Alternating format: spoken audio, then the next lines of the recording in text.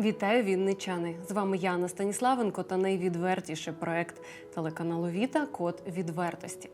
Чи можуть в одній людині поєднуватись благодійність, професіоналізм, соціальна та політична активність? Відповім одразу, що може, якщо це жінка та ще й берегиня сімейного вогнища із характером, який дозволяє працювати на рівні з чоловіками.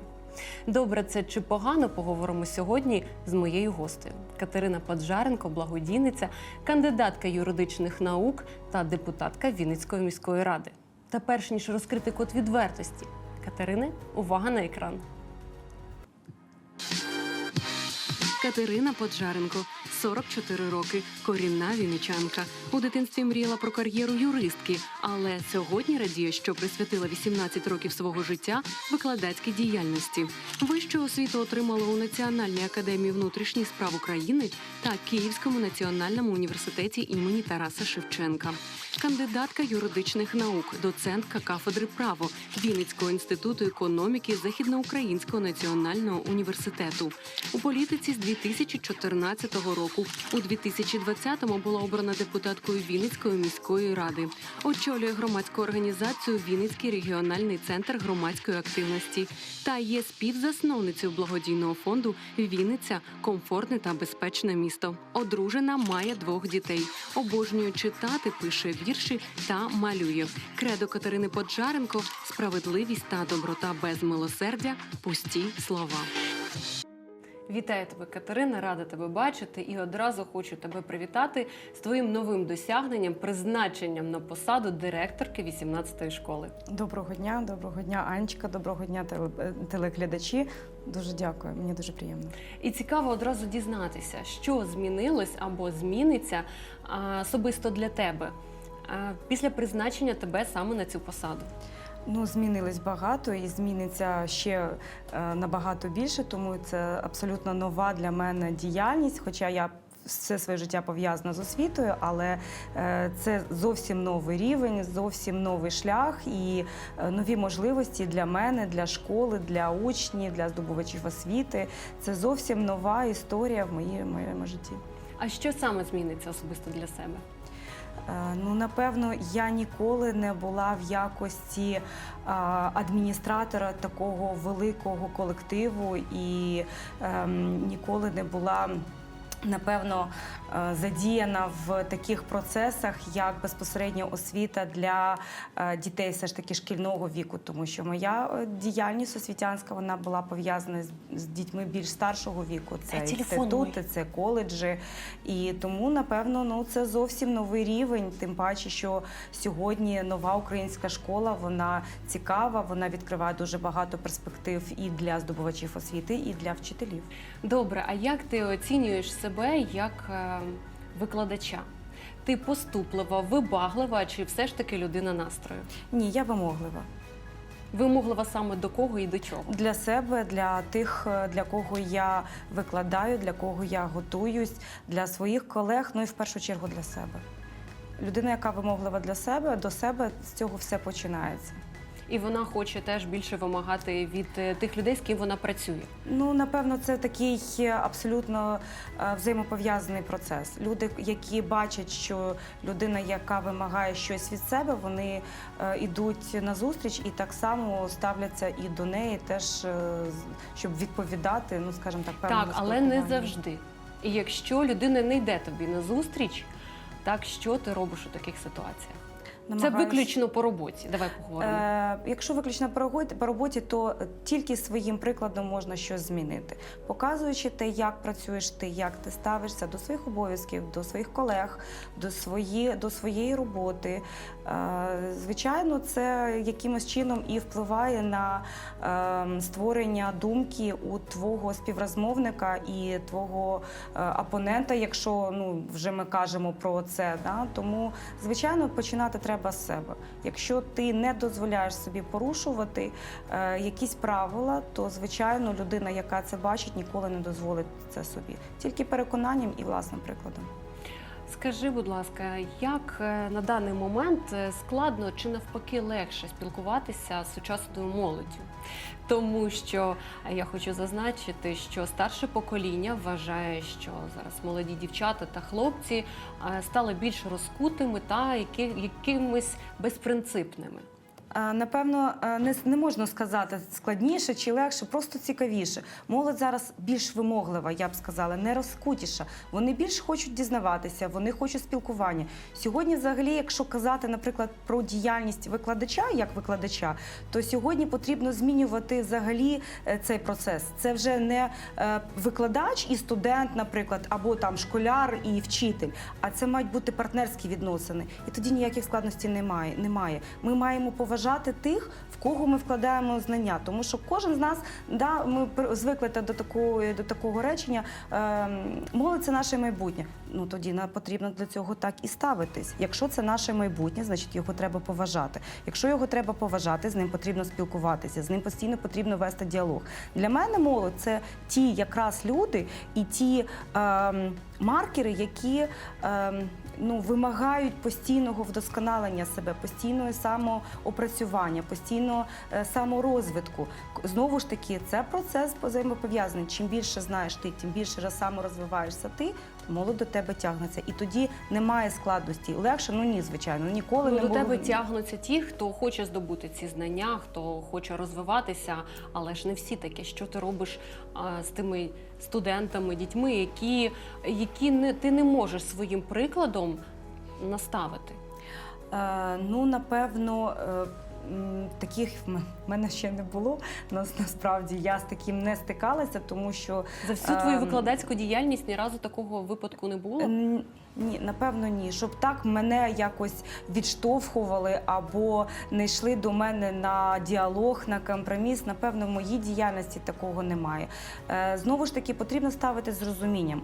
Одна дитина може зірвати зірочку з неба, інша не може. І це теж треба враховувати при своїй викладацької, педагогічної діяльності. Ти не можеш вимагати від всіх однаково. Тому, напевно, я не можу сказати, що хтось абсолютно там не йшов до мене на контакт або абсолютно не хотів там навчатися. Просто в кожного свої можливості, і це треба враховувати. Якщо ти це враховуєш, то ти розумієш, що ця дитина на свої можливості, вона розвивається, вона навчається. Інша зовсім, скажімо так, може більше. Не можна, до кожної треба, як до кожної людини, так і до кожної дитини треба ставитись індивідуально. Зрозуміло, якщо порівняти, от ти вже в викладацькій діяльності приблизно 18 років. 20 років. І якщо порівняти 20 років по тому і зараз, є різниця? І в чому вона? Величезна. Різниця величезна, тому що сьогодні багатий вибір. Сьогодні діти мають можливість обирати між різними навчальними закладами, і це прозоро, і це відкрито, і знову ж таки залежить від їх можливостей, від їх знань, від їх бажання. Величезна різниця між тим, все ж таки, як протікав процес викладання. Сьогодні ми все ж таки йдемо до цих партнерських взаємовідносин. Що стосується безпосередньо реакції дітей, якщо ми кажемо особисто на мене, нічого не змінилося. Можливо, просто я стала старше. Але мені дуже приємно, коли я бачу студентів своїх перших випускників, які випустились 18 років. Це вже такі абсолютно особистості, які сьогодні дорослі. В мене дуже багато випускників, які працюють і в прокуратурі, і в судах, і мають свої вже адвокатські практики. Мені дуже приємно. Ти пишаєшся цим? Дуже пишаюсь. Особливо, коли вони мене зустрічають на вулиці і біжать до мене і там із обіймами, і багато з них вже навіть напевно не пам'ятає, як мене, що я Катерина Євгенівна, там біжуть, кажуть: ой, Катерина, там, так забулись. Я не бачу в цьому знову ж таки ніякої проблеми, але я пишаюсь. Я вважаю, що окрім знань, я вкладала в них ще щось. Якусь людяність, розуміння людей, розуміння в тому, що мало бути професіоналом, потрібно бути людиною. Мало мати знання в своїй галузі, потрібно розуміти людські стосунки і не забувати, що саме людські стосунки, вони визначають все. Ти депутатка Вінницької міської ради. А що вирізняє жінок-політиків від інших жінок? Якою має бути жінка-політик? І що саме у ній є такого, що немає в інших жінок? Це сила характеру, це розум чи вміння домовлятися? Що саме? Внутрішній стержень, почуття того, що ти можеш за собою вести, тобто бути лідером, не керівником, не директором, а саме лідером. Тобто ти маєш розуміти, що ти можеш вести за собою до якоїсь позитивної мети. Ти можеш щось створювати, ти можеш людям допомагати. Насправді я не вважаю, що між жінкою депутаткою і чоловіком депутатом є величезна різниця. Як і кожна людина, депутат – це має бути в першу чергу професіонал. Я в цьому впевнена. Не може бути людина, яка вирішує долі якогось населеного пункту, навіть маленького, яка не розуміється на процесі взагалі законотворення, його впровадження, тому що депутати місцевої ради, вони не займаються законотворенням, але вони якраз і займаються впровадженням цих законів, поліпшенням життя. І людина не може бути відірвана від цього процесу. Ну і, звичайно, це має бути виваженість, це має і, ще раз, як і кожна діяльність, це має бути почуття, внутрішнє почуття справедливості. Тобто я розумію, що це внутрішній стержень, як ти сказала, та якась внутрішня сила. А чим відрізняється жінка-депутатка від чоловіка-депутата? Ти сказала, що вони дуже не відрізняються, але з чимось вони відрізняються, на твою думку. Цікаво. Я скажу про себе. Я не дуже люблю говорити там про всіх, я скажу про себе. Мене відрізняє, напевно, від чоловіка-депутата все ж таки те, що я до всього ставлюсь з позиції саме людяності. Тобто для мене спершу почуття справедливості, для мене спершу почуття милосердя, а потім все інше. Тобто, напевно, мене відрізняє саме це. Ну і, напевно, ще те, що все ж таки для мене головне – це сім'я. Я ніколи не покладу в жертву сім'ю ні заради чого, ні заради кар'єри, ні заради депутатства, ні заради нічого. Тобто мене, напевно, це відрізняє. Тобто я можу приїхати додому після того, що я була на роботі, потім в мене там прийом громадян, потім, напевно, в мене там якась особиста зустріч. Я можу приїхати додому і з задоволенням стати готувати вечерю, не знаю, там жарить блінчики, там чистити картоплю. Хазяйка. Мені це приємно. Я хочу ще зазначити, що ти сказала, що чоловіки, депутати, вони, я так розумію, більш прагматичні, так? І вони, по твоїм словам, я так зрозуміла, що вони більше хочуть приділяти своїй діяльності, ніж жінка. Тому що ти сказала, що ти своєю не пожертвуєш ніколи заради кар'єри своєї сім'ї. Не знаю. Ну, я не знаю, я ніколи не задавала себе питання, що для чоловіка-депутата є пріоритетом. Ну, але для мене особисто, просто я кажу, що я ніколи не покладу на, скажімо так, на алтар свою сім'ю. Якщо в мене буде якась, ну, не знаю, там, вибір, да, якийсь там критичний між сім'єю і кар'єрою, я однозначно предпочту сім'ю. Але я вдячна за те, що моя родина мене підтримує абсолютно в усьому. В політичній кар'єрі, в громадській діяльності, в моїй кар'єрі професійній, абсолютно. І, напевно, я вважаю, що ну, не кожному це дано. Я підготувала для тебе цікаве бліц-опитування. Найдорожча річ, яку ти придбала за власні кошти? Не знаю. Пригадай. Не пам'ятаю. Не можеш пригадати? За власні? От прям за власні? Не знаю, не пам'ятаю. І, напевно, я не дуже вмію рахувати гроші, тому не знаю. Давай не за власні, за гроші чоловіка. Автомобіль. Якості, які найбільше тебе дратують у людях? Дволічність, подлость і брехливість. За що тебе можна не взлюбити? За правду. Вчинок, за який тобі досі соромно? Нема таких вчинків. Що ти ніколи і нікому не пробачиш? Зраду не фізично, психологічно і морально.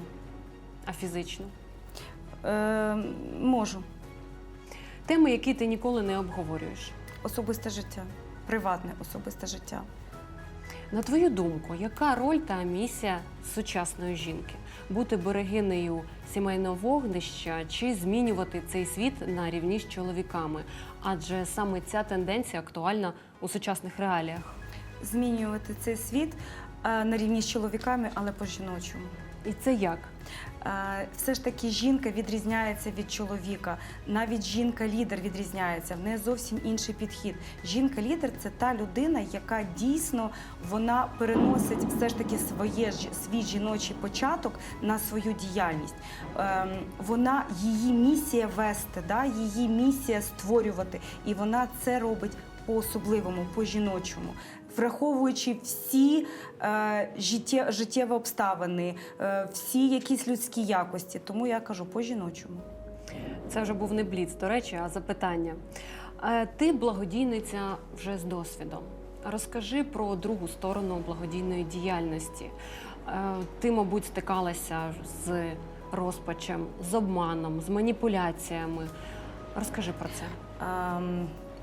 З усіма тими випадками, які ти назвала, я зустрічалась і, напевно, зустрічаюсь і буду зустрічатися постійно. Тому що це невід'ємна частина. Тобто благодійність, вона як медаль, з двох сторін. З одного боку ми бачимо красиву картинку. От сидить громадська діячка Поджаренко Катерина, вся така красива, дає інтерв'ю Ані Станіславенко. І всі думають, що на цьому благодійна діяльність отако закінчується. Красиві вечори, всі приходять такі гарно вдягнені, говорять один одному компліменти, але за цим є дуже величезна робота. І робота не просто для красивої картинки, а робота для того, щоб комусь допомогти.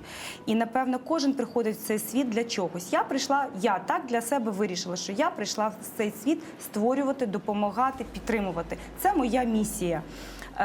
Інший бік сторони медалі – це те, що коли ти щось зробив, ти тим самим транслюєш те, ти не хочеш цього транслювати, але транслюється, що ти маєш допомагати всім. І коли ти цього зробити не можеш, ти стаєш ворогом, ти стаєш людиною, яка піариться, людина, яка заробляє. Люди не розуміють, що, на жаль, жоден волонтер, жоден громадський діяч, жодна громадська організація, вона не може зробити добро всім.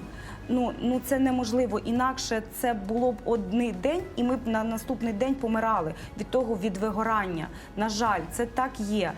Люди, яким ти не допомагаєш, одразу стають ворогами. Вони кажуть про те, що ти поганий, ти використовуєш, ти нічого не робиш. На жаль, це ось така в нас, є в наших людях такий момент. Ви знаєте, коли мені було дуже неприємно, коли ми вже заговорили на цю тему, коли я подавала свою кандидатуру на керівника навчального закладу, дуже було багато маніпуляцій саме з цього приводу. Вона громадська діячка, вона не має права, вона депутатка. А чому вона не має права? В мене теж було це питання. Якесь було? Ніяких. Просто не має права. Тобто громадський діяч, як і депутат, вони мають, багато хто сприймає це як обов'язок просто давати гроші, рятувати. Це такі... Це саме є проблема, так? Да, це але є я проблема. розумію, все ж таки, все одно більше тих людей, яким ти зробила добрі справи, так? А меншість все ж таки ті, яким щось не подобається в тобі. Але розумієш, Анют, от завдяки таким негативним відкликам у багатьох громадських діячів і волонтерів склались крила. От навіть я аналізую, скільки нас було, наприклад, 10-7 років назад і скільки зараз, у багатьох просто склались крила. І в мене складалось. Я називаю це відчуття такої маленької смерті для мене. Коли я повністю помираю, от в мене все обривається, потім я реабілітуюсь, я продовжую іти, але шрам вже залишається. І все ж таки, незважаючи на це, ти йдеш далі, робиш гарні справи. І я знаю, що, скоріш за все, це знають лише твої рідні і твої друзі, але ти вже встигла перенести мікроінсульт та підозру на рак груді. І не вважаєш ти це як плата за твою активну соціальну діяльність, за твою активну благодійну діяльність? І в тебе ніколи не виникало думок щодо того, що ти іноді береш більше, ніж можеш понести? Постійно. У мене відчуття, що я беру більше, але зважаючи на те, що я по гороскопу Овін і що в мене є такий комплекс отлічниці, якщо я вже взяла, я вже буду нести до того стану, який ти назвала. І таке було. Це не вплинуло на мій вибір. Це вплинуло тільки на те, що я почала більше працювати над собою. А як саме ти почала працювати над собою? Я почала із психологами спілкуватися, і я почала читати психологічні книжки, робити самоаналіз, тобто почала розуміти те, що я не маю права так реагувати на багато речей. Дійсно, це величезна робота над собою, і сьогодні багато речей я сприймаю більш спокійно, ніж навіть 5 років назад. Що поняття милосердя означає особисто для тебе? І де є межа твого милосердя? Межа є у всьому. І в мене так само є межа, коли я розумію, що мене використовують там, де я хочу допомогти. От той момент, коли я іду і я допомагаю, а мене при цьому використовують, для мене це, напевно, ось це межа. Далі я вже не піду. В мене складаються крила, і я просто не маю сил. Навіть психологічно, не фізично, просто психологічно я не маю сил. І тоді мені треба якимось чином підтримка, допомога. Як ти виходиш з таких реабілітуватися. ситуацій? І фізично, і морально. Хто тобі допомагає в цьому? Твоя родина, твої знайомі, твої психологи чи ще щось інше? Дуже вдячна долі за все, що я маю. От я напевно вважаю себе просто найщасливішою людиною, тому що, по-перше, мене підтримує вся родина. Навіть в моїй благодійності, коли мені треба, мене рятують всі. Батько, мама, сестра, тобто коли там щось мене рятують всі, мене підтримують всі, діти.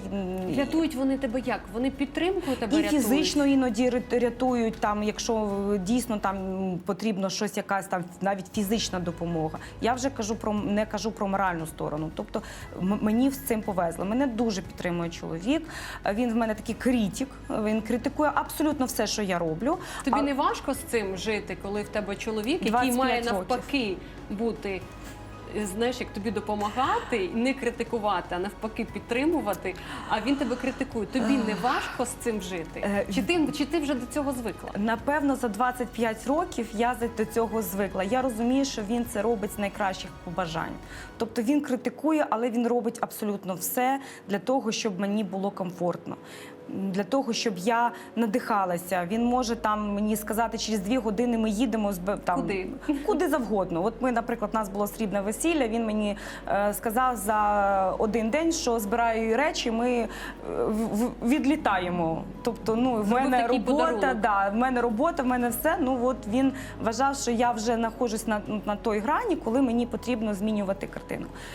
Дійсно, я реабілітуюсь, коли я змінюю картинку, але природню картинку. Тобто, коли я виїжджаю десь на якісь місця, де є водойоми, де є ліси, де є природа, я надихаюсь, я відновлююся. Напевно, це такий взаємозв'язок людини з природою. Це, напевно, нерозривний взаємозв'язок.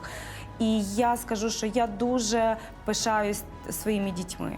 Я вважаю, коли мене питають, які найважливіші досягнення моє особисто в моєму житті, я кажу, це мої діти. У мене 2 хлопця з величезною різницею в віці, але я вважаю, що це, напевно, найвеличезніше моє і мого чоловіка досягнення. А чому ти вчиш своїх дітей? Починаю завжди з милосердя. Це відправна точка. Це має бути. Я навіть кажу, що вище закону може бути тільки милосердя. От тільки. Це таке внутрішнє розуміння. Його дуже важко пояснити, його дуже важко навчити. Воно або ти з ним народжуєшся, це не придбане почуття. Ти або з ним народжуєшся, або ні. Я розумію. Я так зрозуміла, що з тим відчуттям ти народилася. Як ти зараз відчуваєш твоїх хлопців, твої діти? Ти їх все ж таки вчиш милосердя, чи вони вже народилися з цим відчуттям? І крім милосердя, чим ти ще навчаєш своїх дітей? Бути чоловіками, нести відповідальність за свої вчинки, думати над тим, як вони поводяться з іншими людьми.